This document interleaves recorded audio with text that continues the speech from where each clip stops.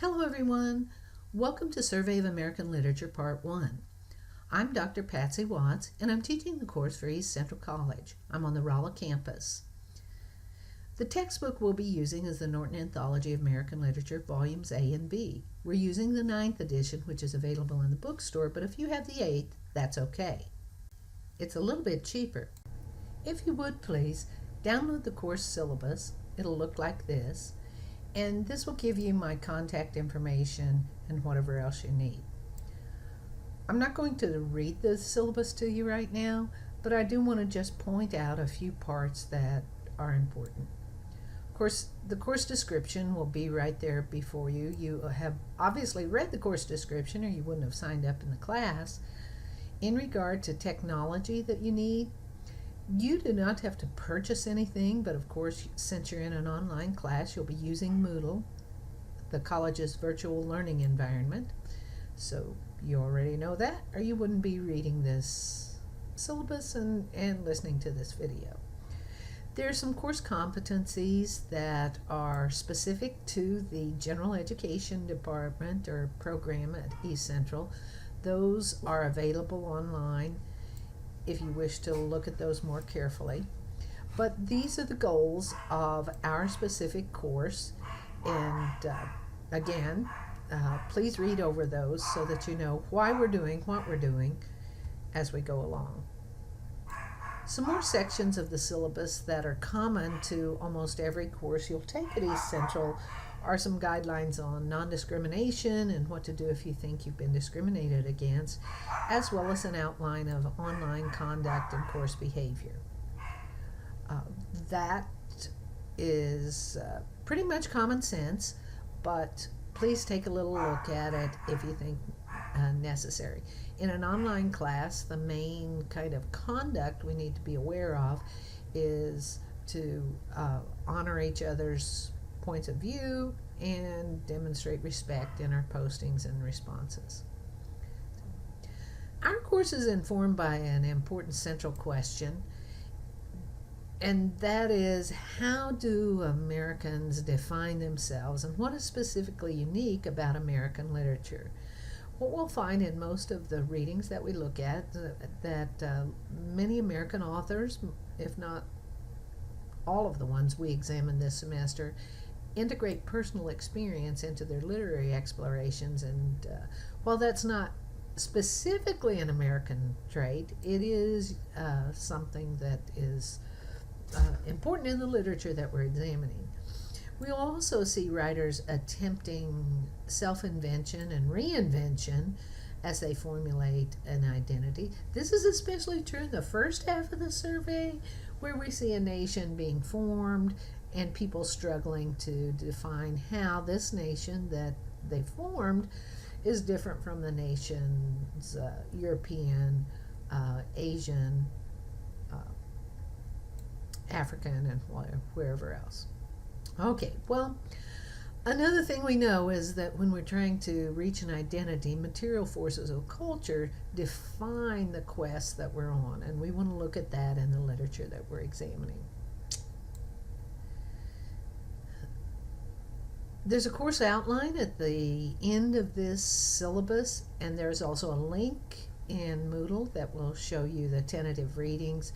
You want to know how you'll be evaluated in the class, and there are broad categories. Preparation for class is what I have used to lump together the readings that you do and the online activities, which will include some short little quizzes to help you measure whether you're retaining the details, as well as participation in discussion forums, which help me see to what extent you're engaging in depth with the things that you're reading. There's one paper, formal paper project, that's 10% of your grade. That's a requirement from the English department. And then there will be 3 exams in the course. Those will be a combination of essay and objective questions. Another category I'm supposed to address with you is attendance. This blurb on the syllabus is standard for the institution, but the college is an attendance-taking institution, and that means I have to submit attendance. I consider attendance in our course to be logging in 3 times a week and completing 50% of the required work for that week.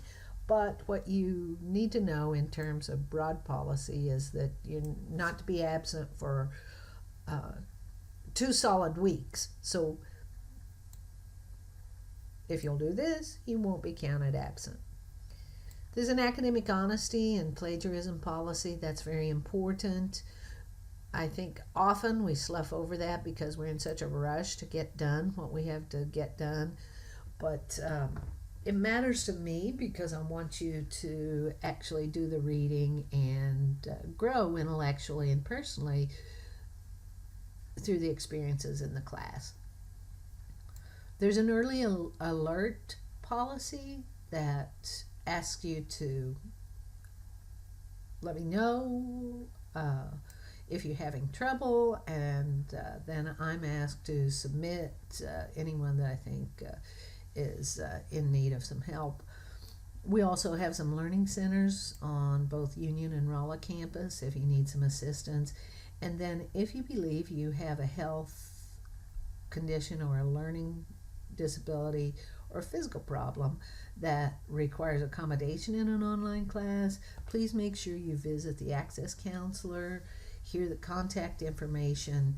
In order to make accommodations for you, I have to have the paperwork from the Access Services, and so you'll have to initiate that process and then make sure I get your paperwork.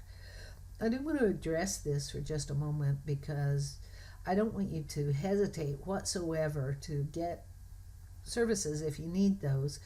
But since you're in an online class, if you wind up with a paperwork that says you have extended time, that doesn't mean you get 2 weeks to do the 1 week's activity. It means you get to take the extended time since you're in an online class.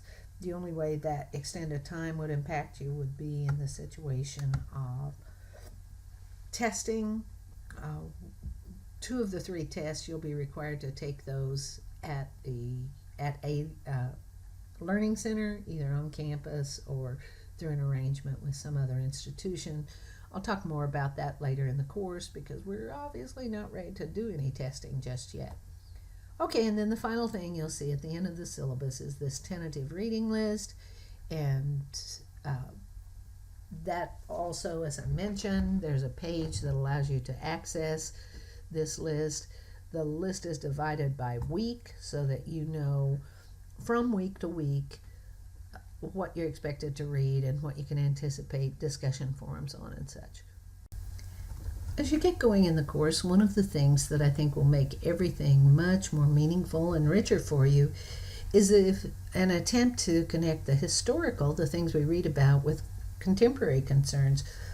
This will give us a fuller understanding of American identity then, and honestly, a fuller understanding of American identity now, as we live in this very volatile but richly exciting historical moment. This week, please explore the Moodle interface so that you know how to find things like the quick mail system if I need to contact you or you need to contact me, as well as how to check your grades and just make sure that you are acquainted with what's expected of you over the course of the semester. Please let me know if you have questions so that we can get you off on the right foot. That's all for now. Have a great semester.